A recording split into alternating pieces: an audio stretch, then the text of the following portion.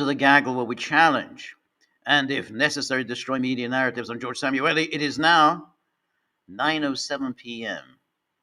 in Budapest, where I have to say, where I normally give this a very pessimistic diagnosis, I have to say, well, this is the this month that goes from May the 21st through to June the 21st, where I have to be optimistic because the days are getting longer, the evenings are getting longer. Then, of course, after June the 21st, everything gets very grim and dismal as we head towards the dark, dank, drab, dreary days of winter. But for this 1 month, I have to just speak very positively. So, some MZ says, "Good sunny afternoon from California." Well, that's very good. That's very, very nice. I envy you there. And so for you, it is, I think, just noon. So you're getting over your early lunchtime. Anyway, thank you everybody who has joined me. I really appreciate it. It's time for my Tuesday evening for me live stream, and there's a lot to talk about. One kind of late development. I'll start off with a late um, development before we get on to the developing story relating to Russia, Trump, Ukraine, and the EU. But the issue of the Romania election is now beginning to bubble along quite nicely. Um, if you recall, the first round of the Romanian election was won by George Simeon, who was really just a stand-in. He wasn't really supposed to be the front runner because it was supposed to be Georgescu, but Georgescu, who won in December, was on the brink of winning the second round in December. The Constitutional Court just arbitrarily canceled the election. And then the Constitutional Court declared that he was ineligible to run in May. So the cancellation was, of course, a complete fraud. They alleged Russian interference, never really came up with any evidence of Russian interference. And then, on the basis of this bogus allegation, the Constitutional Court deemed him ineligible to run in May. So that was the moment for Simeon to step in. And on the first round of the vote, he won 41% of the vote. And so Peter Kovac says, "What do you think about the protests in Hungary?" I mean, it's very, very interesting. I mean, I think well, we can get to that after I've done with Romania. But anyway, so Simeon, acted as essentially a stand-in for Georgescu, and during the campaign, he even promised that he would appoint Georgescu as his prime minister. Now, as I pointed out before, Simeon is a much more of an acceptable populist nationalist to Brussels than Georgescu was. Georgescu was really challenging NATO. He was challenging Romania's role in the war in Ukraine. And he was really asserting the national sovereignty of Romania. Simeon had really cut his teeth politically as being a kind of ethno-nationalist, a nationalist troublemaker. I see a good friend Dale Owens is with us. Always good to see you, Dale. And so he as an early kind of nationalist, he tended to pick fights with the ethnic Hungarians in Romania. And said he didn't like the Hungarians, didn't like all their kind of their special cultural privileges, their insistence on maintaining their linguistic communities and all the political clout that they have. They have their ethnic political parties, so he opposed all of that. But he had never really raised the issue of national sovereignty of Romania, and particularly the war in Ukraine, in the way Georgescu had done so. Anyway, but in any case, first round he wins 41% of the vote. His opponent Dan wins 21%, so it's a decisive margin. And then in the second round, suddenly there was this extraordinary transformation, and that was that Dan, the mayor of Bucharest, who had, as I say, 21% that he had got in the first round, now came out on top with 54%, and Simeon had 46%. That's quite a turnaround. And you have to think, well, what exactly happened? So already we had a clue when on Sunday, Pavel Durov, the founder and CEO of Telegram, who is currently in France, and he's sort of facing criminal prosecution. He's not actually in prison, but he's not really allowed to travel. He has to stay in France, and he sent out this tweet as well as a message on Telegram, where he, let me find this. No, that's not it. Let me, where are we? Yeah. Okay, let's try again.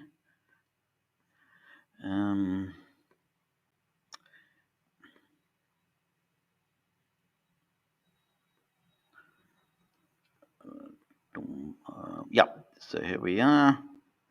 So yeah, he sends this out, and he says he came under some pressure from Nicolas Lerner, head of French intelligence. He asked me to ban conservative voices in Romania ahead of elections. I refused. We didn't block protesters in Russia, Belarus, or Iran. We won't start doing it in Europe. A Western European government, guess which? And there you can see a little picture of a baguette. As if the baguette is, of course, the symbol of France. Approached Telegram asking us to silence conservative voices in Romania ahead of today's presidential elections. I flatly refused. Telegram will not restrict the freedoms of Romanian users or block their political channels. You can't defend democracy by destroying democracy. You can't fight election interference by interfering with elections. You either have freedom of speech and fair elections, or you don't. And the Romanian people deserve both. Now, we know that France, really from the beginning, had very actively involved itself in this election in Romania. So we know that even back in December, Macron had issued warnings to Romanians of dire consequences if they choose to vote for Georgescu. So this is Romania. France is a military base in Romania. Romania is a major arms transshipment hub for Ukraine. It's absolutely vital for NATO's arming of Ukraine operation. It goes out of Romania, and the United States is building its biggest military base in Europe in Romania. Why in Romania? Because Romania is on the Black Sea, and that's where NATO intends to project power into the Black Sea. So Romania is absolutely crucial to it, and that's why there was so much panic in Brussels over the prospect of Georgescu's victory. And they didn't think, however, that that applied to Simeon. But nonetheless, the result was quite quite extraordinary. And so even given that they didn't have as many problems with Simeon as they had with Georgescu, they still wanted to make sure that Simeon did not prevail. And so we had this pressure that was applied against Durov, and one has to assume a lot of pressure was applied against others. And this is where it gets kind of interesting when we look at the numbers in the in this vote. So here is the final numbers of the total number of votes cast. Dan gets sort of 53.6%. Simeon gets 46.4%. When the inside Romania, Dan's numbers are a little better, 55.2. Simeon 44.8. And then abroad is kind of interesting because Simeon won overwhelmingly among the in the first round among the Romanian diaspora. So he still won quite decisively, but nowhere near by the same margin. So now you have to think about, okay, so that's where the big change took place in among the Romanians living abroad. And so here's this article in Politico, which says where turnout stood at 53% in the first round, it ballooned to nearly 65% in Sunday's runoff election, the highest since 1996. So imagine, so this is the highest in 30 years. So it ballooned. That's quite a ballooning. 53% in the first round, 65% in the runoff. And then Politico goes on. That trend was also clear in voting outside of Romania, where Simeon won 61% in the first round.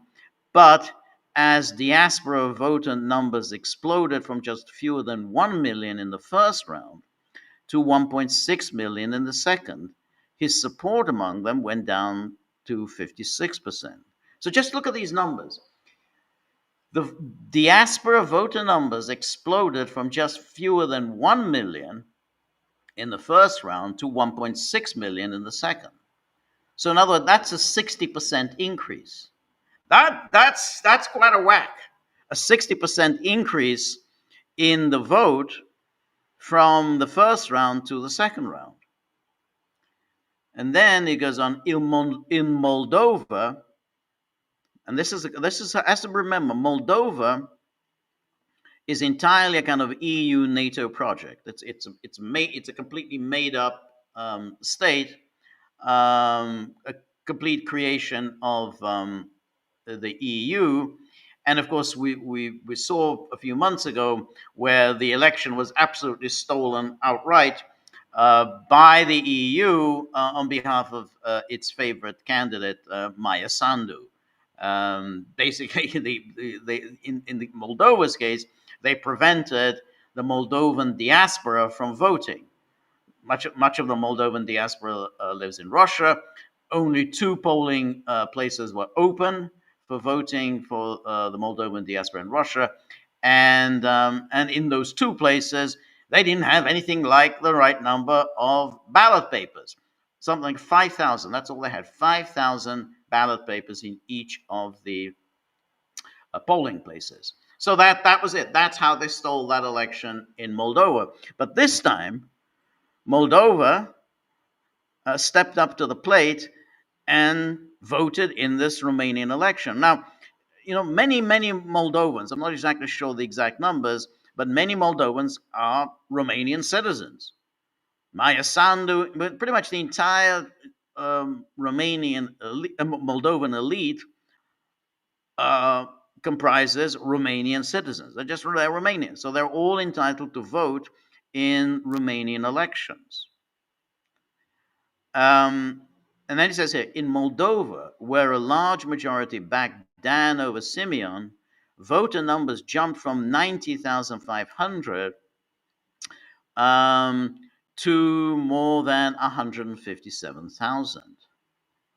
Okay, well, can you do the numbers yourselves? That's a 67,000, 66,500 increase in turnout, which is something. It's more than 70% increase. So that's a more than 70% increase from the first round to the second round. And then he says, in countries including Italy, Spain, and the United Kingdom, Simeon's vote share took a hit, although he still won there. So that means Italy, Spain, and the United Kingdom, they all, went out of their way to boost the Dan turnout. They were in a position to do so, and they boosted the Dan turnout. So now Simeon has sent out this tweet this evening saying, I officially ask Constitutional Court to annul Romanian presidential election. So he's now doing exactly what the Constitutional Court did. Remember, they annulled it in December, claiming there had been foreign interference. So Simeon is obviously saying, well, look, I mean, if you annulled it in December on account of foreign interference, there's flagrant foreign interference in this election. Therefore, if you're going to be consistent, you should annul this election.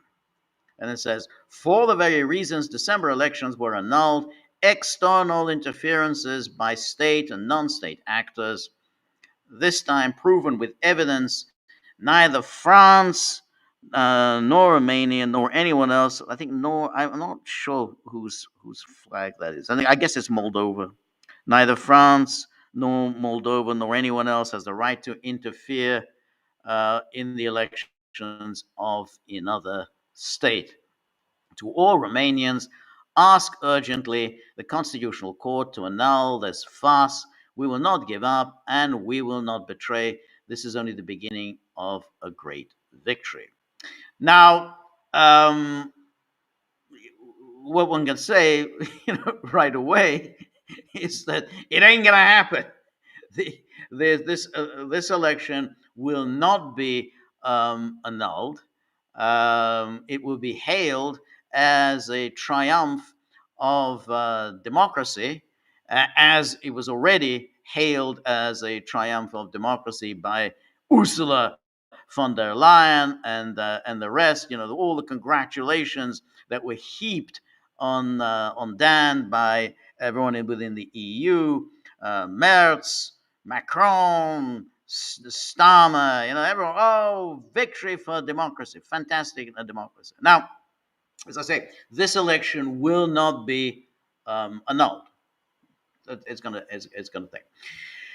But even if, remember, this is what's important to keep in mind. Even if the fraud, that was obviously a fraud, but even if you're going to argue that the fraud or the interference was still not sufficient to give Dan this margin of victory, which is an 8-point spread.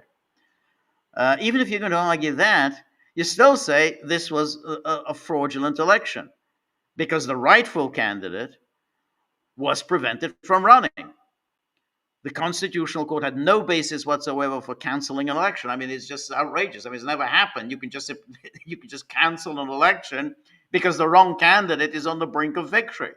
That's what they did, the wrong candidate, and then they had to, come up with some nonsensical argument as to why this election needs to be canceled. Oh, yeah, well, there was this TikTok campaign, and Russia was somehow involved, and then they find that there was a TikTok campaign, but the TikTok campaign was actually directed by the liberals, and they did it in order to split the vote on the right. So they boosted the candidacy of Georgescu in order to split the right. They didn't come up with any evidence whatsoever that Russia had anything to do with this campaign.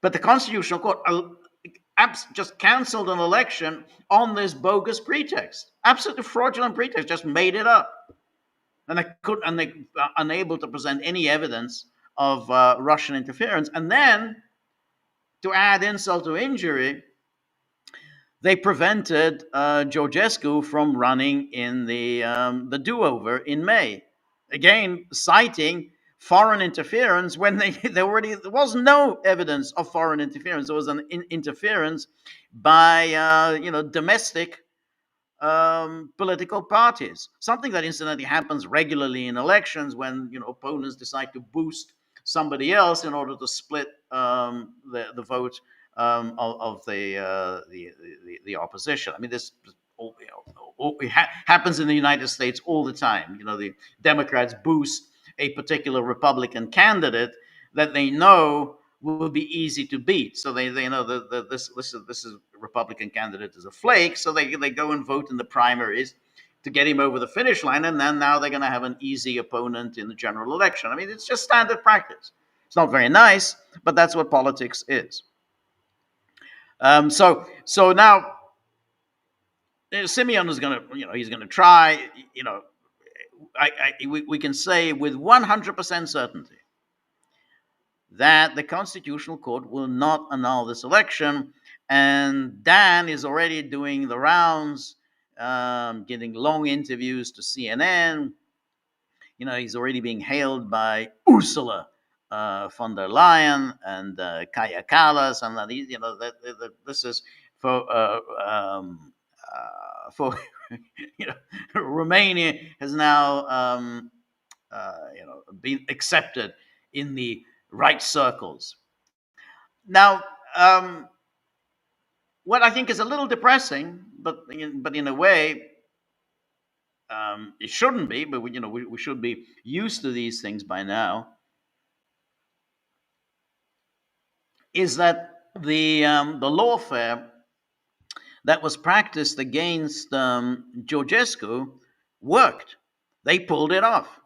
The EU, NATO, and the rest of them, it was still the Biden administration that was in power at the time. They had a problem on their hands. The wrong man was on the brink of winning an election in a strategically important country, and they had to find some way to prevent this. And they used the courts, and they pulled it off. And now they've got the right man in position, and they say, "Yeah, mission accomplished. We did it." And so they almost did that in the United States. Remember, they tried to do that with Trump. There were a number of states, Colorado, Maine, and there were others who were just waiting in the wings, essentially to take Trump off the ballot, claiming that he had organized an insurrection on January the 6th, and therefore that was a violation of the 14th Amendment, and therefore he was ineligible to run.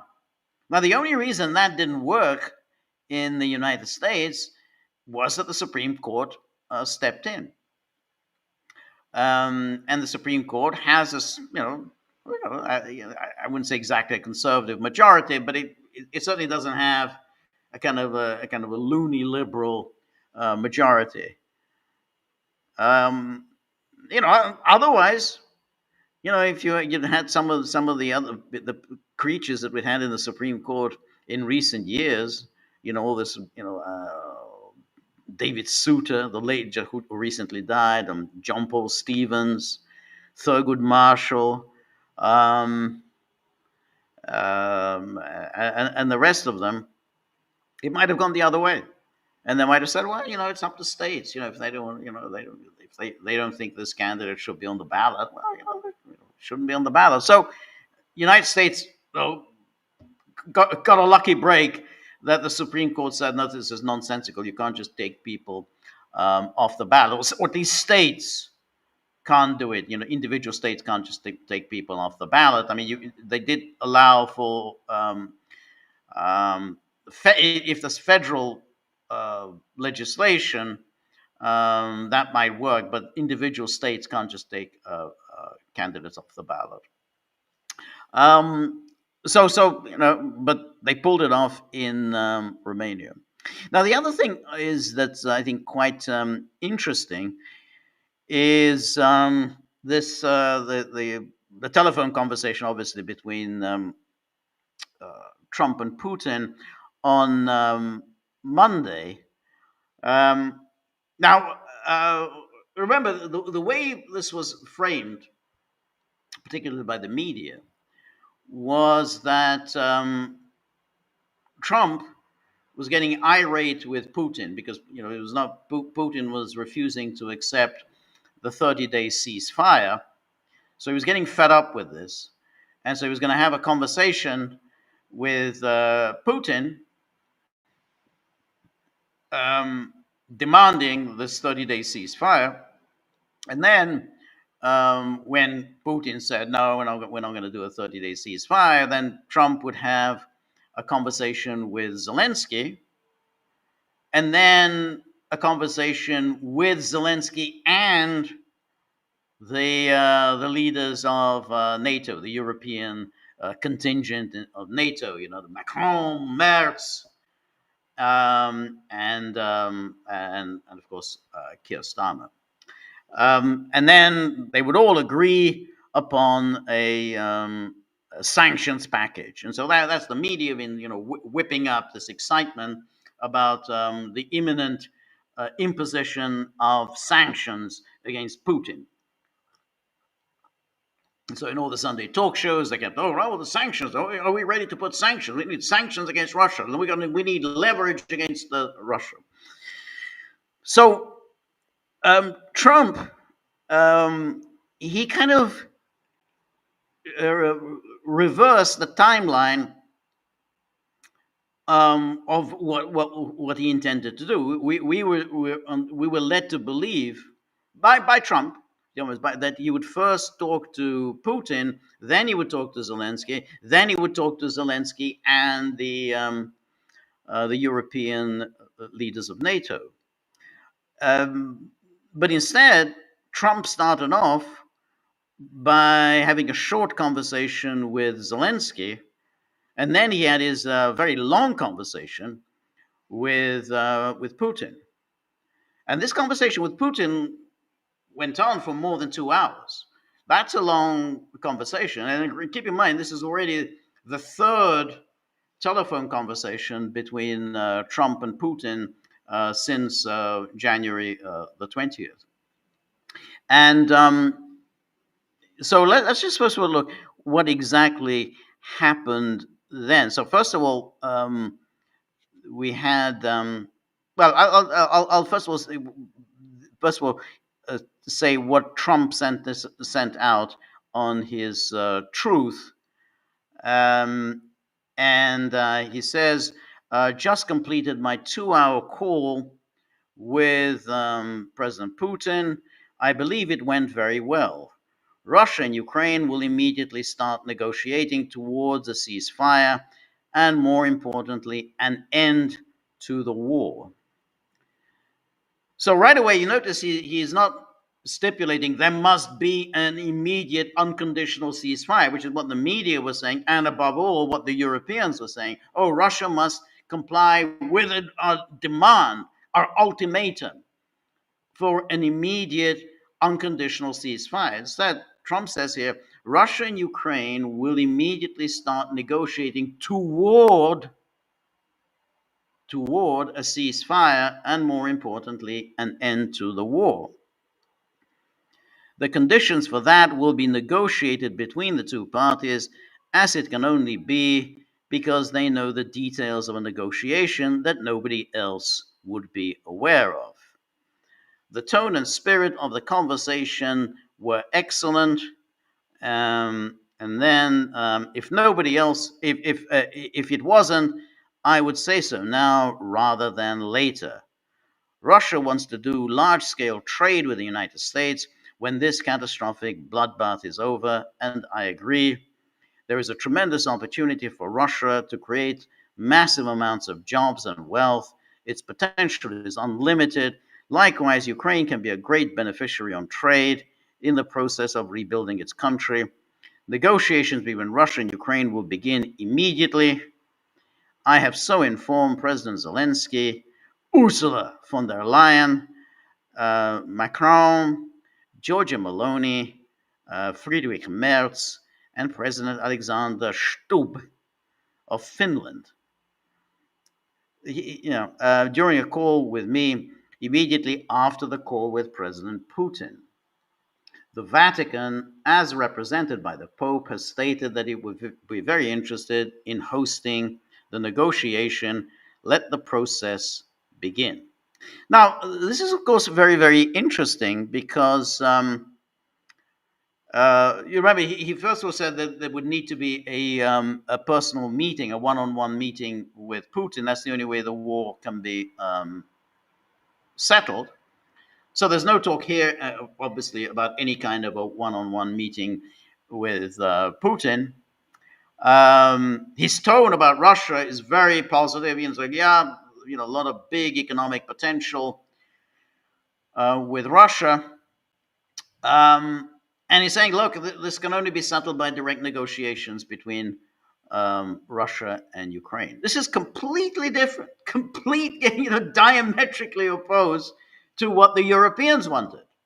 The Europeans wanted him to issue a demand, an ultimatum for a 30-day ceasefire, and that if he refuses to comply, the immediate imposition of sanctions. That was the European plan.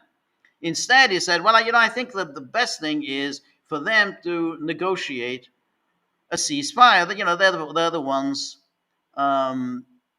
best qualified to deal with the requirements for a ceasefire. So this was entirely he just threw this down to the Europeans, more or less saying, look, you want to go down this path of confronting Russia and with all your sanctions and escalating your sanctions, then go right ahead. But we, the United States, don't think that it would be very helpful. So that was Trump's truth, and then Putin issued he kind of went before the microphone and gave a short statement, and he was in Sochi.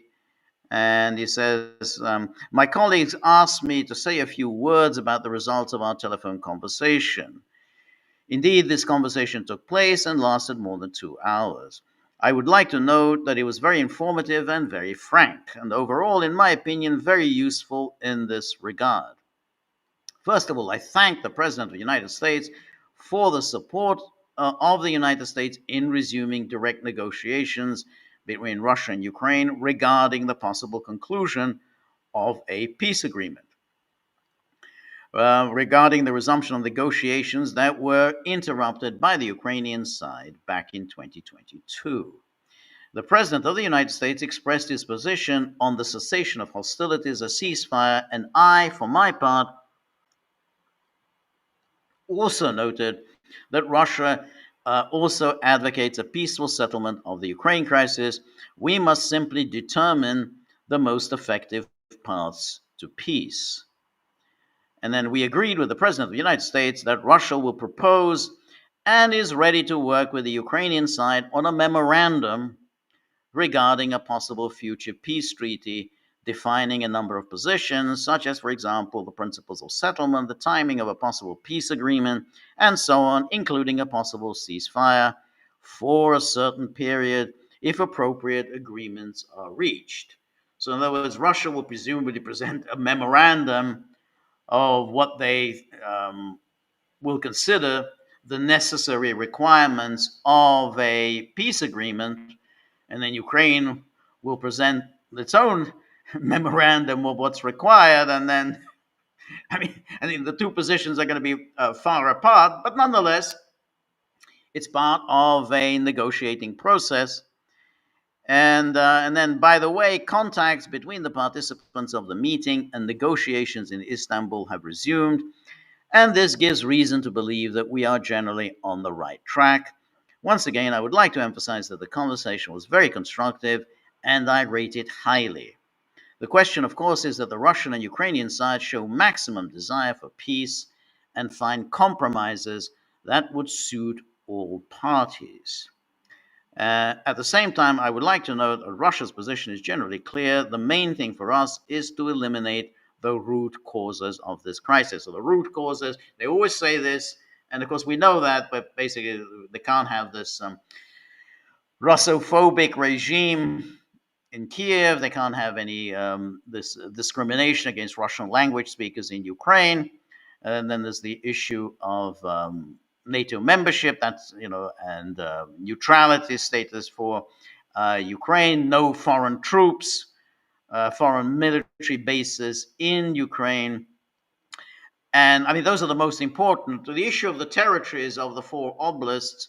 I think Peter and I are in agreement on that. That I think Russia can be flexible on that. They can probably work around that. They haven't said that's one of the root causes of the crisis. The root cause of the crisis was NATO expansion and the Russophobic regime that was working with NATO in order to be a kind of a giant aircraft carrier pointing its guns and missiles at Russia. That's the root cause of the crisis.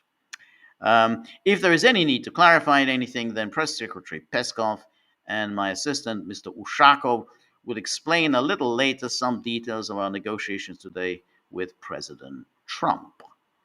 Now, Zelenskyy then sent out a tweet. I spoke with POTUS twice today. First, we had a one-on-one call before his conversation with the head of Russia, and later we spoke today with President Trump, European leaders Emmanuel Macron, Giorgia Meloni, Bundeskanzler Merz, and the Finnish president, and Ursula von der Leyen. Strangely, missing from this list is Keir Starmer. So Meloni is in, but Starmer is out. No real explanation for why Starmer, who has been one of the most vocal advocates on behalf of Ukraine, wasn't in on this call. That hasn't really been explained. Was it that Trump didn't want Starmer on the call? Because Meloni has generally been sidelined, even though Italy is obviously an important country in Europe, but she's generally sidelined in these confabs involving NATO leaders. And then he says, this is a defining moment. The world can now see whether its leaders are truly capable of securing a ceasefire and achieving real lasting peace. Again, he goes on the ceasefire, which Trump really just didn't touch that. He's talking about he was talking about a negotiation toward a ceasefire and a peace agreement. And then he says, at the beginning of our bilateral conversation, I reaffirmed to President Trump that Ukraine is ready for a full and unconditional ceasefire, as has been spoken about, particularly the United States. It is important not to dilute this proposal. If the Russians are not ready to stop the killings, there must be stronger sanctions. Again, with the sanctions, Trump said nothing, absolutely nothing about sanctions. And he knew perfectly well going into these conversations that that's what the Europeans, that's what Zelenskyy want him to do, to say, yeah, that's it, we're going to impose sanctions on Russia. Trump said nothing about that. If the Russians are not ready to stop the killings, there must be stronger sanctions. Pressure on Russia will push it toward real peace. In other words, this is the same NATO pablum that we've heard from 2022, which is, one more round of sanctions, and Putin will come to the negotiating table. I also reiterated that Ukraine is ready for direct negotiations with Russia in any format that brings results. Turkey, the Vatican, Switzerland, we are considering all possible venues. It is not necessary to convince Ukraine, and our representatives are prepared to make real decisions in negotiations. What's needed is a myriad of readiness from Russia to engage in meaningful talks. And then it goes on. Together with European leaders, we also discuss possible next steps, in particular meetings between negotiators and an objective assessment of each side's proposals. Every proposal at the table deserves an honest evaluation, and that's why a negotiation process must involve both American and European representatives at the appropriate level. Now, this is precisely what Trump didn't say. Essentially, the bilateral negotiations between Russia and Ukraine are already ongoing. They had the meeting in Istanbul that Putin had proposed and that Trump had endorsed. And essentially, Trump, in his truth, said, yeah, I think you should go on negotiating. You're doing, this bilateral negotiation should go on. And he said, well, you can do it anyway. He said maybe in the Vatican. That might be a nice place. It is crucial for all of us that the United States does not distance itself from the talks. So this is his one little, dares to get this dig in at Trump. It is crucial for all of us that the United States does not distance itself from the talks and the pursuit of peace, because the only one who benefits from that is Putin. I thank everyone who supports this approach. Well, that's, your European friends.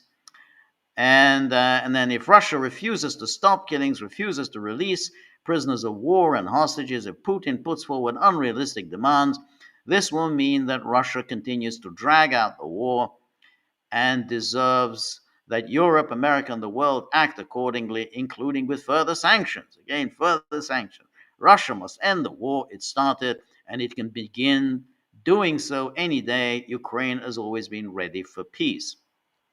So this was the tweet that he sent out immediately after his conversation jointly with these European NATO leaders with Trump. But then he held a news conference, which was quite interesting. He says, Zelenskyy, this is from Ukrainska Pravda, says, we won't be withdrawing our troops from our territories. And he says, a quote from Zelenskyy, we won't be withdrawing our troops from our territories. It is the constitutional duty of mine and of our forces. There will be no ultimatums. No one is going to surrender their lands, their people, their homes. I don't know what the principles of the memorandum are, but if Russia sets conditions for withdrawing our troops from our land, it means they don't want the war to be over, because they clearly understand that Ukraine will not do this. So that is a very interesting comment by Zelenskyy. So this is after he sends out this tweet, this long tweet. He has this conversation with Trump, clearly very unhappy, and again bringing up sanctions. And then he brings up that he says here that, oh, well, we're not going to withdraw from our lands. So why is he bringing that up? Why is he bringing that up now? And, one has to speculate, which is Trump may well have suggested that to him. Hey, I have an idea how we can bring this thing to an end. Why don't you just withdraw from those territories? You've still got 80% of your land. You'll have 80% of your land. You will have lost 20%. Putin basically may, I'm just speculating here. Trump may have said, Putin will, I think, be happy. He will take 20% of Ukraine. He will essentially have created, you could say a buffer zone, or he will have essentially moved Russia's borders westward. You say, well, what have you accomplished by this war? Well, what Putin will have accomplished by this war is he's moved Russia's borders westward, and this has provided some security for Russia. Not unlike what Stalin did from 1939 to 41, where in anticipation of a German attack, he moved the borders of the Soviet Union westward so as to precisely give himself time in the event of a German attack. So basically, he took parts of Poland, he took the Baltic states, he took parts of Finland, took parts of Romania. The effect was essentially that he moved the borders westward, and that would be an accomplishment for Putin. So that's why it's very strange for Zelensky to bring this up in this news conference, other than that's what Trump may have suggested to him. Look, I talked to Putin. This could be the basis. I mean, he's more or less saying, look, you're not going to win this war. You can't win this war. Um, settle for that. And that's why Zelensky is now saying, no, absolute unconditional, no, never going to happen. No, we can't withdraw. Anyway, he then here's this. Yeah.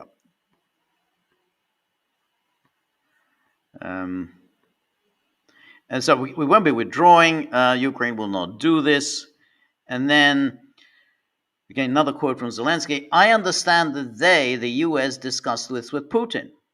So he says this. I understand that the U.S., discussed this with Putin. They discussed this issue of withdrawing from the 4 oblasts. So in other words, Trump had said to him, yeah, we kind of talked about it.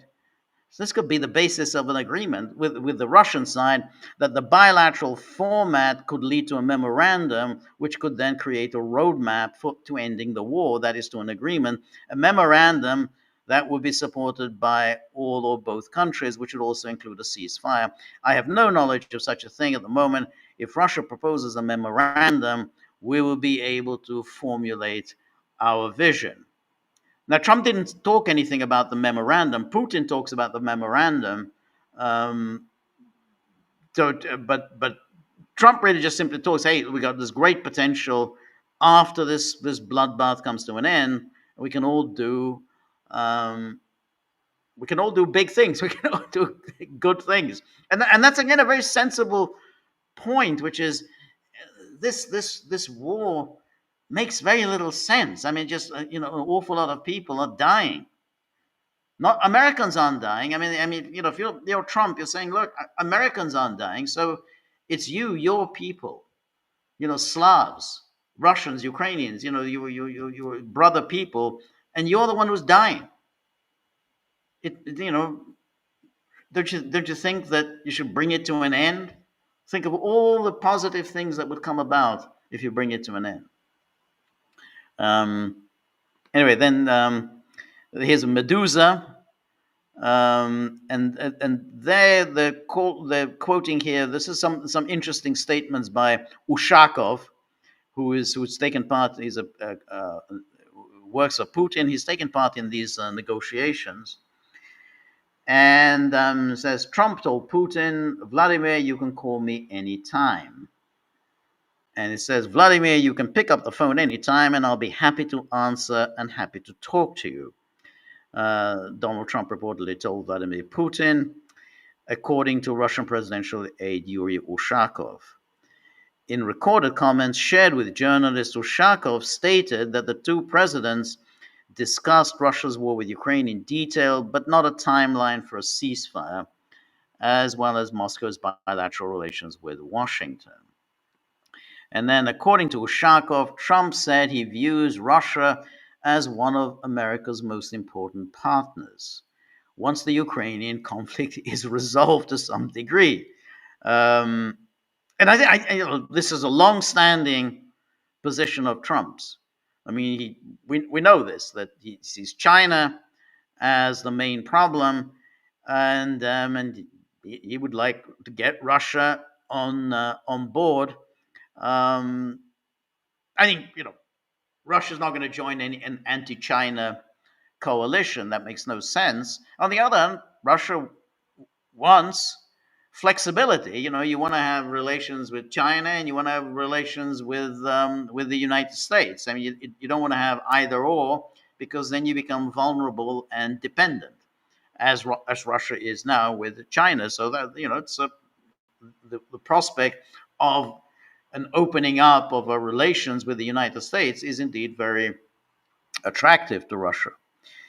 And he added that the Russian and US presidents plan to organize an in person meeting, but it must be well and thoroughly prepared. So that's obviously the Russians are saying, the Russians don't like these spontaneous meetings. Understandably, when you have these spontaneous, unplanned meetings, they invariably go very badly. The Helsinki meeting in 2018 was a catastrophe because there really wasn't an agenda, and the media were allowed to hijack it.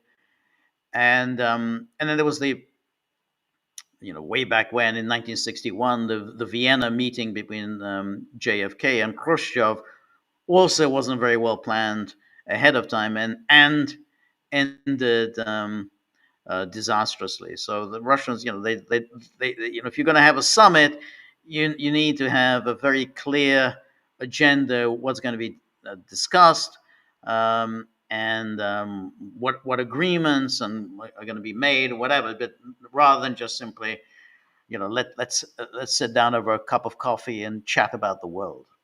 So no date or location for that meeting has been announced yet.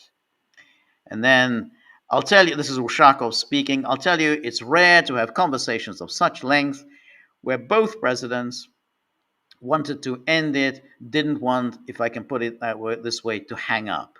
It's like two girls together. They didn't want to hang up. They could, hey, let's keep chatting. The May 19th phone call was the third such conversation with Putin and Trump since Trump's return to the White House. And then Reuters has here, Putin-Trump discussed impressive prospects for U.S.-Russia ties. And they hear that again, they're quoting Ushakov. And then it says, Kremlin foreign policy aide Ushakov told reporters that the two leaders had not discussed a timeline for a ceasefire, but that Trump had stressed his interest in reaching agreements quickly. The presidents also spoke in some detail about the future of our relations, and President Trump, I can say, spoke quite emotionally about the prospects for these relations. He specifically emphasized that the prospects for bilateral relations after the Ukraine conflict is resolved look impressive, and that as President of the United States, he sees Russia as one of America's most important partners in trade and economic matters. Ushakov said the two countries were working out details of an exchange of prisoners jailed in Russia and the United States involving 9 people on each side. And then here, Trump and Putin are both in favor of meeting in person. And it says, asked if the lifting of U.S. sanctions had been discussed, Ushakov said, Trump mentioned that the Senate in principle has a bill regarding new sanctions. That's the god-awful Lindsey Graham sanctions bill, which it's a kind of hitting third parties so that all purchases of Russian oil, gas, and uranium will be hit with 500% tariffs. And everyone is, of course, very excited by this. That suddenly tariffs are going to be great. We're going to see the media making a 180-degree turn and say, yeah, fantastic tariffs, 500%, great. Hey, I thought tariffs were a bad thing. No, apparently tariffs are not so bad after all. 500% tariffs. So all the doom and gloom about how terrible tariffs are is going to just, bring the world economy to its knees. Apparently that's not going to happen. 500% tariffs that Lindsey Graham wants to impose, that's going to be a great deal. But then Ushakov says, so you talk about regarding sanctions, but he himself is not a supporter of sanctions, but rather of reaching some agreements. That's Trump, is not a supporter of sanctions. And then Ushakov stressed the warm nature of the conversation, saying the two men addressed each other by their first names. And Putin congratulated Trump on the birth of his latest grandson. Trump said, Vladimir, you can pick up the phone anytime and I'll be happy to answer. And now this is a very interesting story in Axios, because Axios, they obviously they got the inside dope as to what happened during the conversation between Trump and Zelenskyy and all of Zelensky's enablers in NATO. So it says here, Trump's deference to Putin stunned European leaders on call. And it says Ukrainian President Zelenskyy and 5 other European leaders joined a conference call with President Trump immediately after his call with Putin, hoping to hear that Putin had agreed to a ceasefire, hoping to hear that, or the US would impose penalties on him for refusing to do so. Yeah, that's what they were hoping. Absolutely right. That's exactly what their expectation was.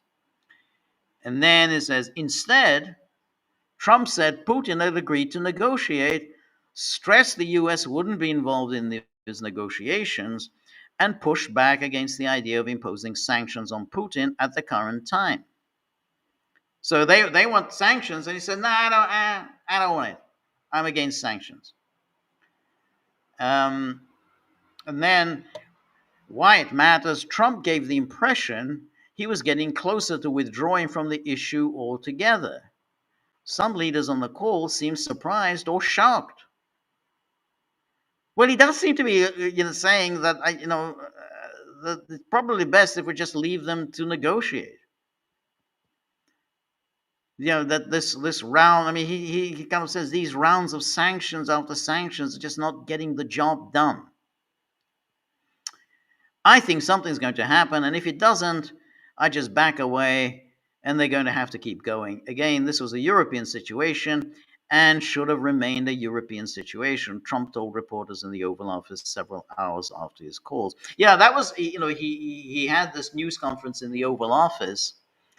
Not only did he say, yeah, this is a European situation and should have remained a European situation, Trump also said that it was an absolute disaster what Biden did getting the United States involved. If the United States hadn't got involved, then we wouldn't be in this mess that we're in today. I inherited a mess. The United States should not have got itself involved in that war. He said it explicitly in the Oval Office. The United States should not have got itself involved in that war.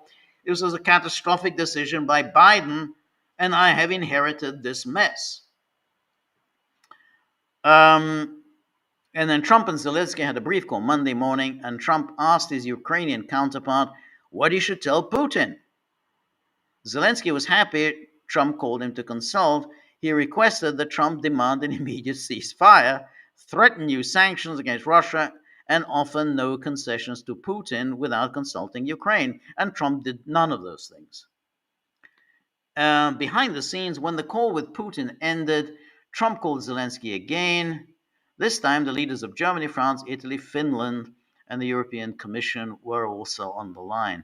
It's very strange, this Finnish president, for some reason, Trump seems to have taken a liking to him. I don't know the meaning of that, but he plays golf with Trump.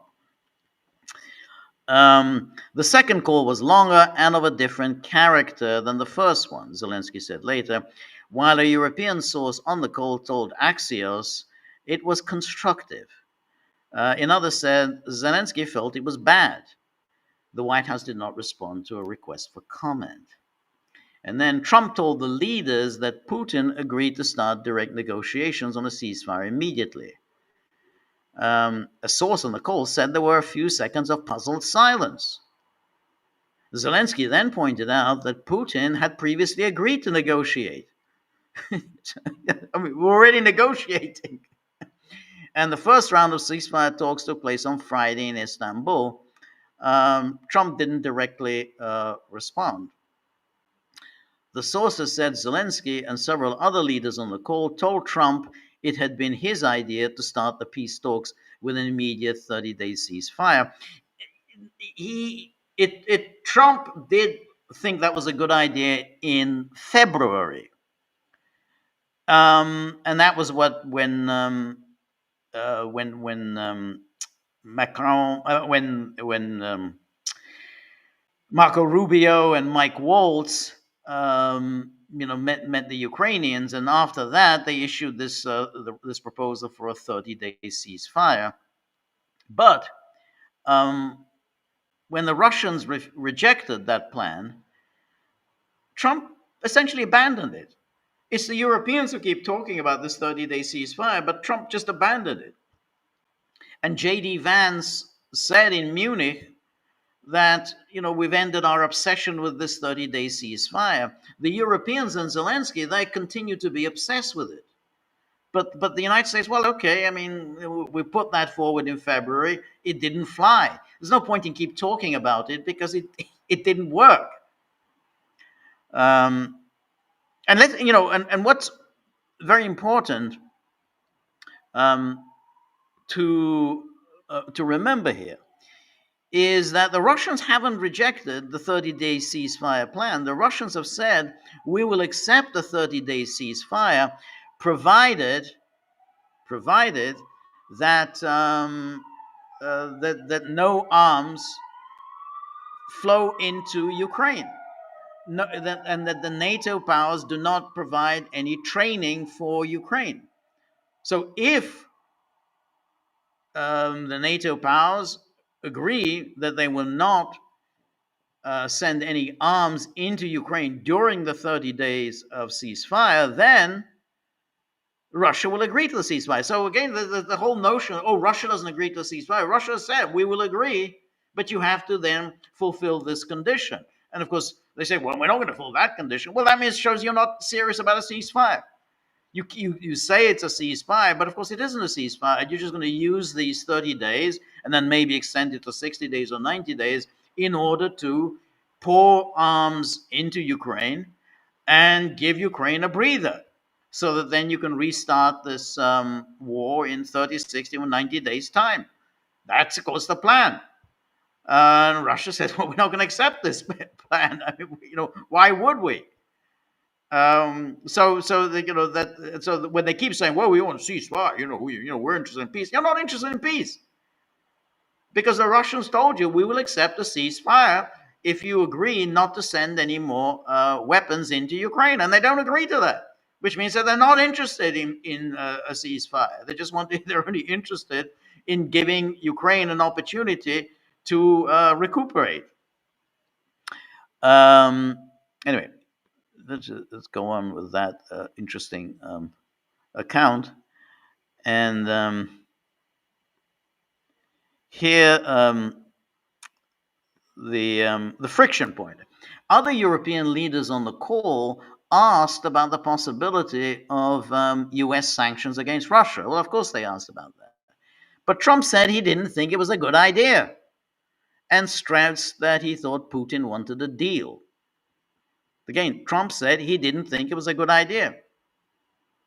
So Trump is telling them, look, I mean, we're not talking about this 30-day ceasefire anymore. You can talk about it. I'm not talking about it. And I don't think sanctions are a great idea. They're not going to get us anywhere. And he thought Putin wanted a deal.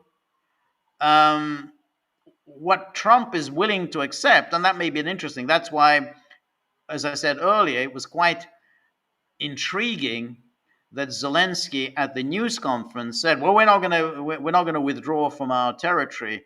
So maybe that Trump may well have just proposed that as a way to get a deal. Italian Prime Minister Giorgia Meloni jumped in to ask why there couldn't be a ceasefire for at least 2 weeks heading into the talks. So when it's no longer 30 days, it's now 14 days. All right. While German Chancellor Friedrich Merz asked what concessions Russia was willing to make. Trump told the group Putin would present a peace memo with his terms for a ceasefire and for ending the war. A source on the call said Trump told Zelenskyy and the European leaders he asked Putin to present something people can agree to and not a proposal that would be rejected immediately.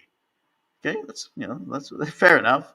He says, Trump told Zelenskyy and the European leaders, I asked Putin, don't just put down your maximalist demands, but that would be rejected immediately. But on the other hand, that's kind of what happens in negotiations. I mean, you put down your maximum demands while having in mind, something much less than the maximum demands that you are willing to settle for. You're not going to get the maximum demands until you actually win the war, and Russia's still quite a ways from winning the war. So you can't just expect your maximal demand to be fulfilled unless you've won the war. But that hasn't happened. Zelenskyy said previous rounds of negotiations with Putin, including last week, didn't produce anything, and stressed that if Trump doesn't push, Putin won't move. Between the lines, leaders on the call seemed surprised that Trump seemed relatively content with what he heard from Putin, and presented it as a new development, even though the Russian leader did not seem to have changed his position at all. And then Trump told the group that Russia and Ukraine should conduct bilateral direct negotiations without any third-party mediators. Remember, without any third-party mediators. And this, Zelenskyy was saying how all the Europeans and the Americans, they've got to be involved. They have to be involved. Of course, he wants them involved because he wants them essentially in his corner, so that Russia would be beset by a whole bunch of hostile states. I mean, they wouldn't in any. I mean, Zelenskyy knows perfectly well that these NATO countries are not in any way mediators. They're in his corner. They are parties to the conflict. So Trump says, I don't think it's a good idea. I think it should be between the two of them. And there's no need for anyone else, particularly as he knows that you are not a mediator. You are a party to the conflict, because the parties best understand the details of the conflict. Maloney and Mertz said the US and European countries need to be involved in the negotiations. Someone needs to be a judge, Maloney said. How can you be a judge if you're a party to the conflict? Someone needs to be a judge, Maloney said. Mertz proposed holding a meeting with all the parties present. Yeah, see, they keep wanting to look. So we'll have on one side, we'll have the 32 members of NATO plus Ukraine, and on the other side, we're going to have Russia. Well, that's a good idea. And then Trump later suggested the Vatican as a venue for the talks.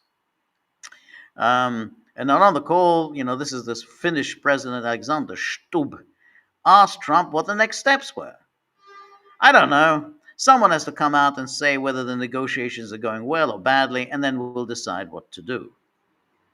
And then so that was very interesting. Essentially, Trump is more or less saying, look, we're going to let these negotiations take place. I mean, if we get involved, then essentially Zelenskyy, and he's really sick to death of Zelenskyy. I mean, this Zelenskyy just wants to get this war going. He knows perfectly well what Zelenskyy is trying to do. Zelenskyy is trying to get America in this war and in a war against Russia. He knows exactly that's what the Europeans are trying to do. They're trying to get the United States into a war with Russia. He knows perfectly well the Europeans have no serious military capability. They can't take on Russia. And so he knows that this whole project is to get America fighting against Russia, and he doesn't want to do it. So he's more or less saying, well, I think they should negotiate, but if you want to, get yourself involved, then do so. Don't expect us, the Americans, to come in and pull your chestnuts out of the fire. And when Keir Starmer talking about the backstop, the American backstop, he said, well, there's no American backstop. He's made clear, no American backstop. I'm not even going to support the sanctions.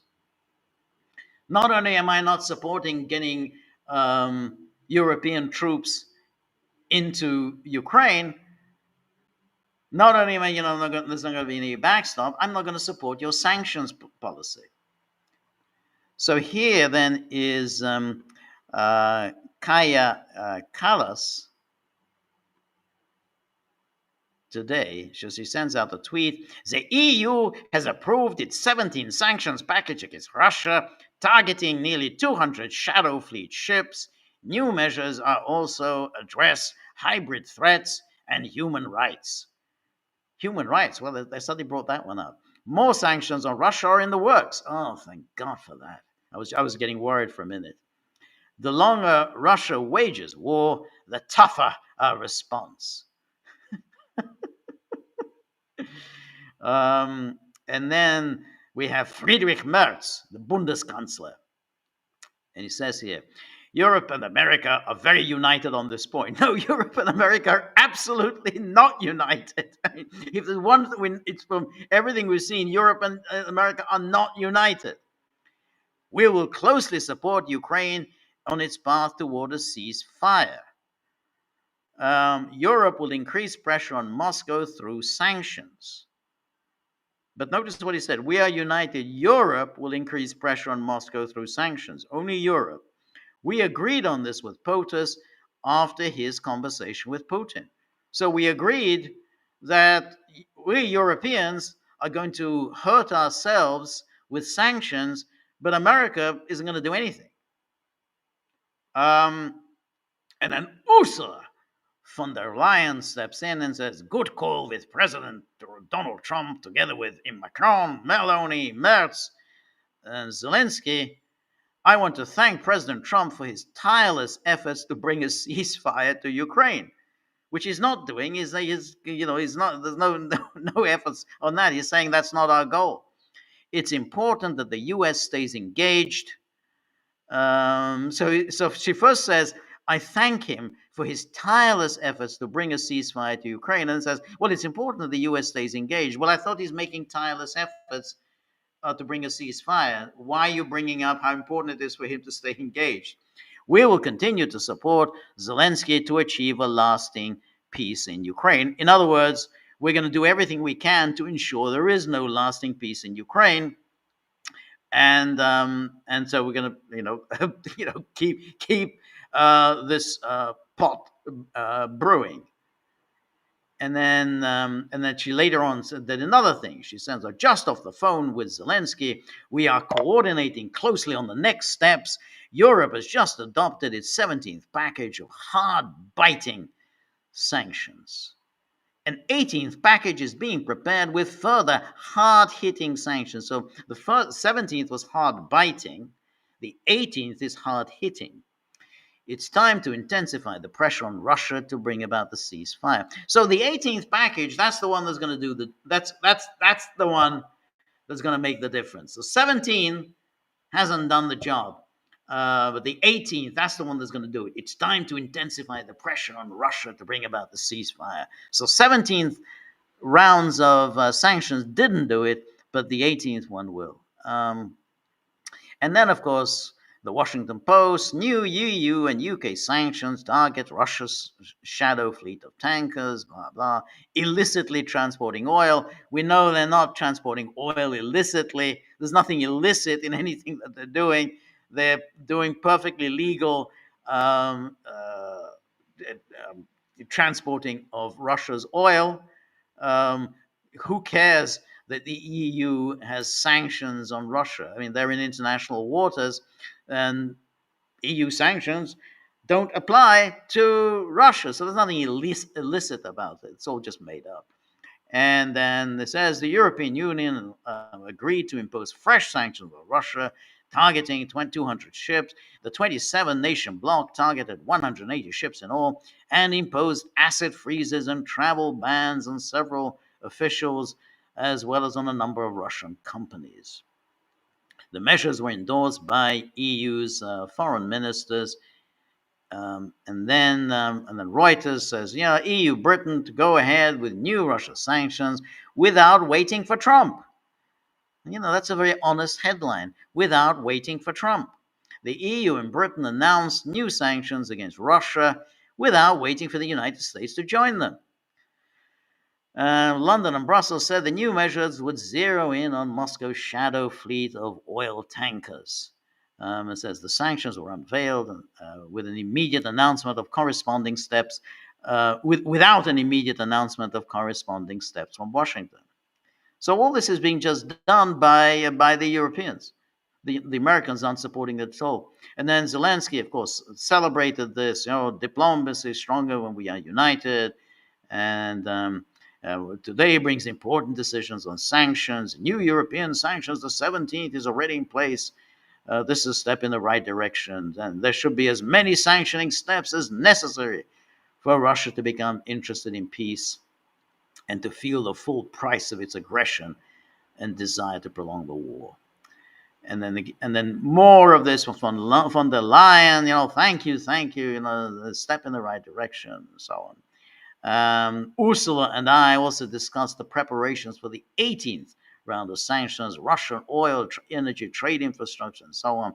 These are the areas that hurt Russia the most and therefore contribute the most to peace. This is 18 sanctions to contribute the most to peace. Well, it's certainly done a good job, and so that's the that's the so. But it's clear from this that that Trump is really distancing himself from the Europeans. Now, it's possible that Lindsey Graham is going to push forward with his sanctions package. He says he has a veto-proof majority to support it, and that I'm sure he has that veto-proof majority. The one drawback that he has is that this is clearly something that Trump will be very unhappy with. And it's a real question whether he really wants to go down the path of antagonizing Trump. He has a tough re-election fight ahead of him. South Carolina is certainly a very Republican or very red state. However, Lindsey Graham is not exactly beloved in his own state. I think he would be very vulnerable to a primary challenge. And if he really wants to do this, introduce this sanctions package, and Trump said, I don't want this. And as we look through this, Trump has explicitly said, I think sanctions are a really bad idea. They stand correctly, they stand in the way of any kind of a settlement. Then essentially Lindsey Graham will be very vulnerable to Trump endorsing a candidate against him. So I mean, forget all the golf games that he has with Trump. He's going to have a problem on his hands because he's not beloved in his state, and if Trump endorses a primary opponent, Lindsey is done. So I mean, he may be foolish enough to go there, but I think that's going to be a serious challenge. Nonetheless, what's interesting here, particularly in that quite informative Axios article, is that Trump is the one grown up in the room. I mean, these people are just talking absolute nonsense about sanctions, another round of sanctions, another more round of sanctions, 30-day ceasefire, and so on. We're going to bring Putin, to the negotiating table. And Trump is saying, none of that is working. This can only be resolved if they try to sit down, the two parties to the conflict. Don't bring anyone else into it. The moment you bring anyone else into it, you're just bringing in grandstanding. And essentially, you're going to keep encouraging Zelenskyy in his obduracy. Don't bring anyone else into it. And they might come to some kind of an agreement. So he's the one person who is the grown-up in the room. Anyway, let's go to our friends on the locals page, the people who make sure that the dogs are fed, but more importantly, that the dogs are in a reasonable mood. because when the tip jar isn't moving in the right direction, they get into a really, really foul mood, and I'm the first one to feel it. And then, so anyway, Stone River, it was very good to see you. Welcome. And Stone River says, on the occasion of Xi's recent visit to Moscow, Russia and China released two joint statements, one on global stability and the other on international law. What do you make of these communication endeavors? Well, I think that what Russia and China are doing, I mean, they clearly, take seriously the whole issue of multipolarity and the creation of a new order in the world. I mean, they, clearly the basis of international law, the United Nations Charter, mutual respect for every country's sovereignty, mutual respect for every country's individual path of development. So I think that, I mean, and they've been talking along these lines for some time, that it's, the West poses the greatest threat to global stability, and it's the West that repeatedly ignores international law, and that in place of international law, they talk about this rules-based order, which favors the West, but it has nothing to do with international law. So this is a long-standing issue of between Russia and China, and I think that's a very useful, that's a useful line to take. My only problem is that ultimately these things are all very nice. We can make all these statements and these fine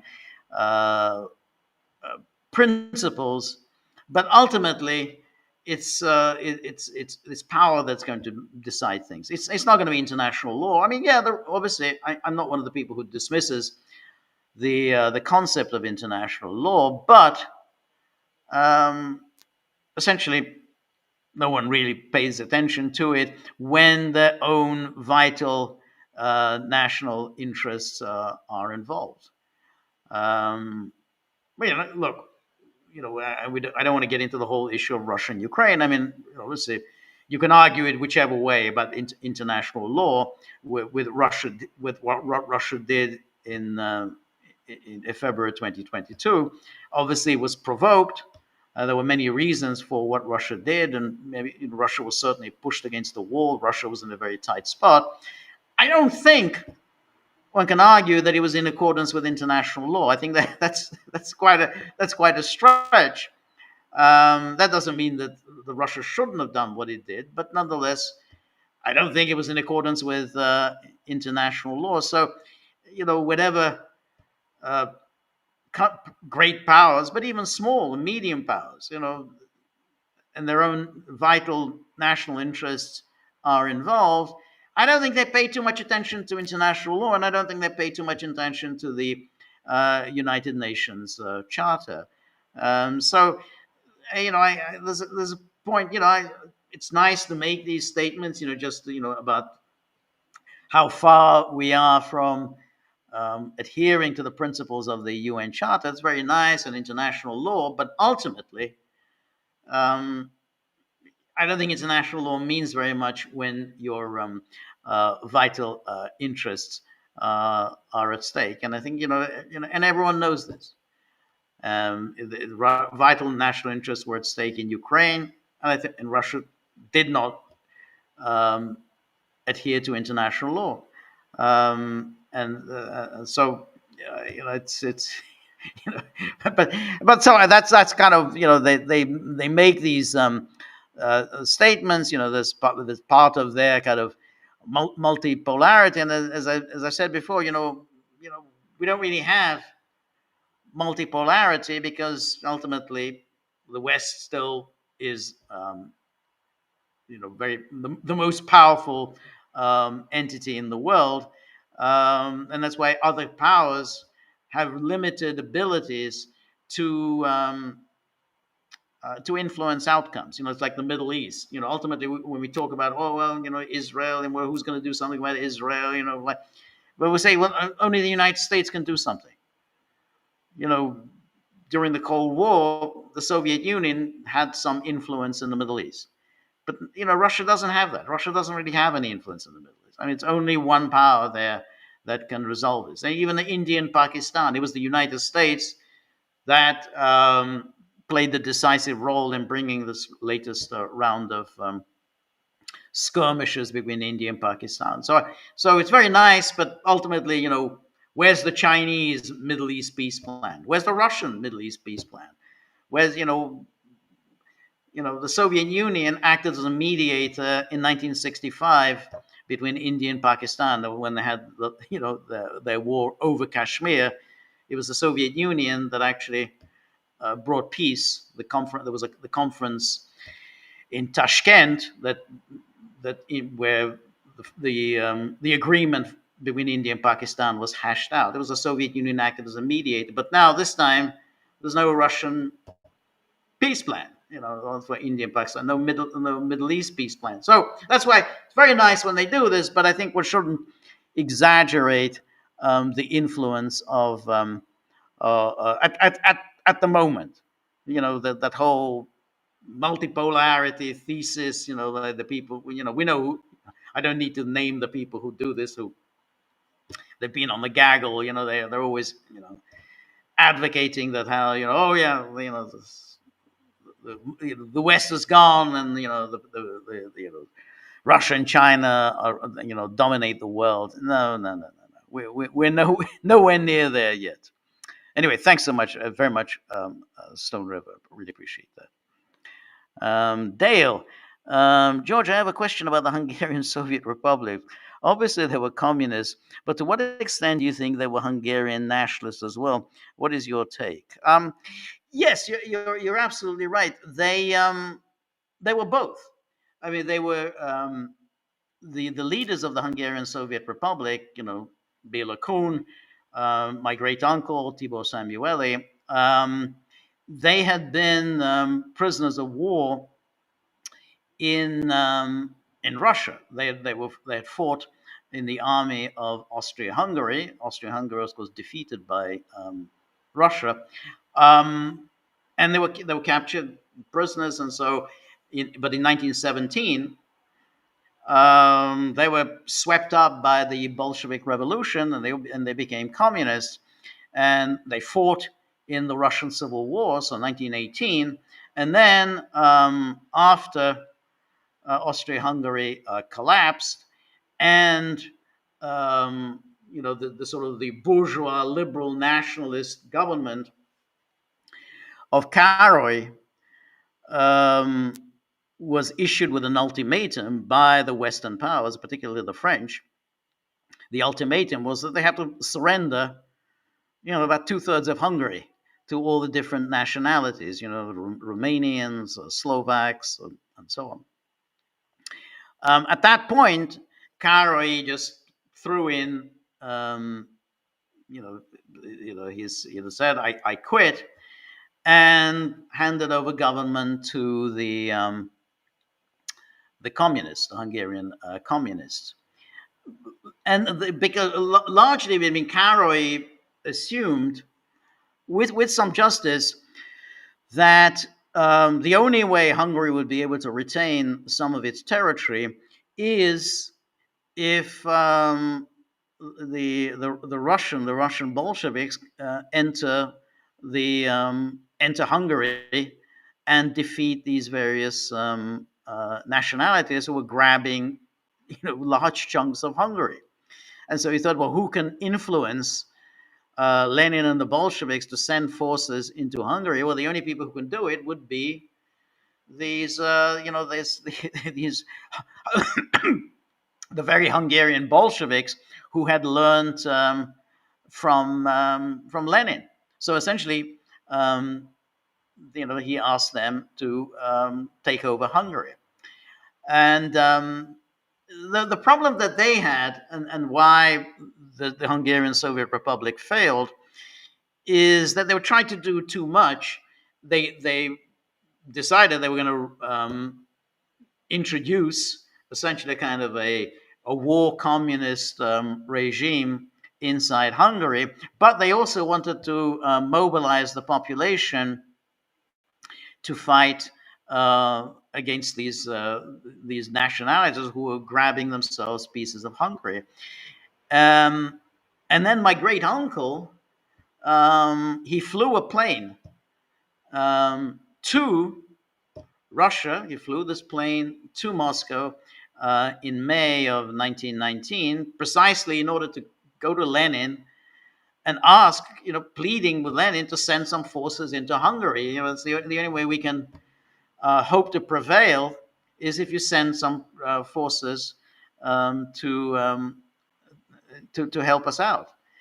But this is May 1919. Lenin had no troops to send. I mean, he was, the Civil War was was really at a very critical juncture, and they had nothing. If the Bolsheviks were going to survive inside Russia, they needed every single Red Army soldier they could get. He had nothing to spare. And so while they had some military successes, the Hungarian communists, they had some military successes, particularly against the Czechoslovaks. Ultimately, they just didn't have the strength to prevail, particularly against the Romanians. And so to answer your question, yes, they were absolutely communists. They learned their communism from Lenin and the Bolshevik Revolution, but they were also trying to restore historic Hungary. They saw that Hungary was just being divided up by all these different nationalities. The Serbs were getting a chunk, Romanians were getting a chunk, the Czechoslovaks were getting a chunk. Everybody's getting a chunk, and so they tried to hold on to as much of historic Hungary as they could. But they ultimately it was beyond their abilities. They didn't have the forces. Hungary was still under under a blockade. Was under a blockade from the Western powers, so they had a real economic crisis on their hands. And the Western powers, particularly the French, they wanted to see Hungary dismembered, and that's what happened. Hungary was dismembered, but the Soviet Republic, managed to antagonize. Despite their military successes, which were not inconsiderable, they antagonized the peasants with their forced expropriations. They also antagonized, this is more serious, they antagonized their own working class, which was their core supporters. And so when finally the regime collapsed, there was no one really shed too many tears for them, and so they had to really flee to to Austria. And my great uncle, unfortunately, was not allowed into Austria. All the others were allowed in. They were given safe passage into Austria, but not my great uncle, because he was associated with the terror. He was arrested at the border, and he committed suicide. He was only 29. That was so. But just to answer your question, yeah, absolutely, there were great Hungarian nationalists and communists. Anyway, thank you very much, Dale. Danrock, good to see you. DJ, good to see you again. Haven't seen you in a while. So yeah, thank you for the contribution for the dogs. That's that'll keep those these fierce teeth away from me. So thank you. Marty, always very good to see you. Thank you so much for all of your great contributions. So really appreciate them. Anne Marie, Thank you so much. Really good to see you, Anne-Marie. Anne-Marie is a great, great expert on music.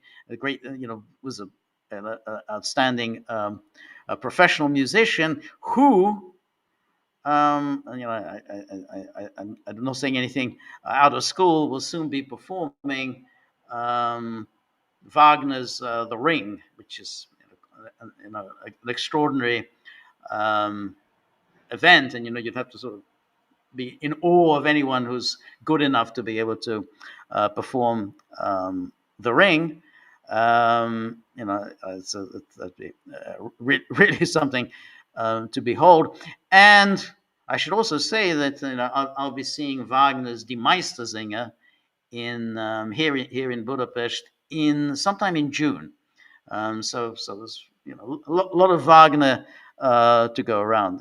Thank you so much, Anne-Marie. And now, Robert, thank you so much. And so Robert says, "Good evening, George. Good evening, Robert. First great music pick. First great music pick. Sorry about that. The Goldberg variation. I say no. I say first great music pick. Oh, I thought you said this is the first one. You haven't liked any of my picks so far. I say first great music pick, the Goldberg variations. Thank you for that. Second, what possible political, personal, financial motives might Stanislav Karpuch and Roman Lavrinovich have had for allegedly targeting properties linked to UK Prime Minister Keir Starmer in the recent arson attacks? Well, it's very interesting. I don't know the answer to that question. Judging by the looks of them, and again, I might be unfair here, but judging by the looks, they there seems to be some sort of a personal connection with them. There doesn't seem to be any political motive. I don't know on what basis they'd be making any political statement with these attacks. They look like male escorts. I mean, I'll be honest. I mean, maybe I'm being unfair. I'm just going by the pictures that we've seen. They look young, and they look like male escorts. Now, I don't want to cast any aspersions. People have cast aspersions before on Keir Starmer. I'm not in a position to know one way or the other, but nonetheless, there have been plenty of aspersions cast on Keir Starmer in the past. George Galloway himself, he says, the more I look at these pictures, the more I think that there's a personal angle here rather than a political angle, and I tend to think that also that it's more of a personal thing. I haven't seen any explanation of how it could be. This could be a political act. How this could. What sense this could this would make these attacks on Starmer. That's why I tend to think that maybe it's political. I mean that it's personal, not political. So,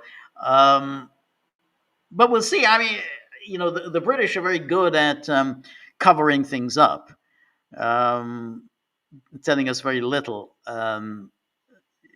But as I say, the pictures of them say they just don't look. They don't look political operators. They kind of look like rent boys. Again, maybe unfair, but it just does. I don't get the the political angle here. So, but as I say, I mean the British are good at concealing things, including some of the information about the person, the background of that the guy who stabbed those three girls to death in Southport. The media just hid everything by presenting these pictures of this cute little boy who was 8 years old. Oh, how could this boy, 8 years old boy, just commit these murders? So, but they kept it all secret, threw a lot of people into prison, but they but the fact that there was a kind of a Muslim angle to all that was concealed. So that's why we might not get the truth about these Ukrainians. Um, but but anybody, I'll say anybody who hears anything, from anywhere, please, post it on the Gaggle. Because I would love to know more about what this is about. So anyway, if you find any story somewhere that's reasonably credible, not just scurrilous gossip, please post it on the Gaggle. R. Brown, 1958, good to see you. We're having a good laugh over your comment about the 17th, 18th round of sanctions will do the trick. There's a puddle of sarcasm accumulating under you, George. Love dripping sarcasm. Yes, I've always liked my sarcasm. Not everyone likes sarcasm, but occasionally it's merited. Anyway, thank you very much. And then Robert says, frankly, given the choice, I'd rather be punched than bitten, especially when the assailant is the rabid EU. Is punched better than bitten? I guess so. Yeah. Bitten is always, you because you break skin, and that it's, if you have a rabid dog, that's dangerous stuff. And then Robert says, surely by this point, Trump has had it with eyeshadow McCain, also AKA Lindsey Graham. I would have thought, but I keep reading about these goddamn golf games. He keeps inviting Lindsey to Mar-a-Lago to play golf with him. Maybe I don't get it. What do you want to play golf with Lindsey Graham? I don't even think Lindsey Graham is all that much fun, and I can't see Trump really hitting it off particularly with Lindsey Graham. I mean, I just don't think they're kind of personality types. So I don't know why he wants. I mean, I guess he just wants to keep him on board so that he doesn't go off and do this kind of thing, with this sanctions. But otherwise, yeah, absolutely. What the hell do you want to hang out with him? Judy Hotchkiss, Judy, always very good to see you. Thank you so much, as always, for your generosity and for all of your very interesting and insightful comments. So Judy says, there would have to be a veto-proof support for sanctions in the House of Representatives also, probably not there. I'm not sure. I mean, the numbers that I've heard is that they're saying that they have it in the House. I mean, I hope that that's the case, that they don't have a veto-proof majority. But keep in mind, every single Democrat will vote for it, and I would think that at least a half of the Republicans in the House would vote for it, and I think that would probably get very close to a veto-proof majority. I don't know, but I would have thought at least a half of the House Republicans would go for it. I mean, I hope they don't have it, but the numbers that I read recently, they said they had it, but they may just be lying about that. But yeah, I mean, we'll see. I think Trump really has to deal with this Lindsey Graham problem. I mean, it's just this wormy character whom he invites to play golf with him, and this is what he does. Kind of undermines his policy in this way. So anyway, thank you so much, Judy. And then R. Brown, 1958, says, Europe has been the theater of bad kabuki theater for centuries, this time with 1 to 2 million dead, ignored, exploited. Seems like fascism wasn't excised in 1945. It simply moved to the US, UK, and the feckless European vassal states. Yes, the rest of Europe just went along because that's what they've always done. Democracy in Europe, since the supposed end of kings, has been an illusion. The power never moved to the people. Since Wilson, the US has moved down the same path to some degree. I think that's right. I think that um, what we're getting now in Europe is an utter open contempt for democracy. I mean, just this example in Romania. I mean, it's just outright stolen. I mean, it's outright fraud. And they got the man in. They got they wanted. They prevented somebody from running, and now they're hailing this as democracy. They're trying to pull this stunt in France, saying, "Oh, Le Pen can't run." They cook up a phony baloney case. Oh, misusing EU funds and whatever.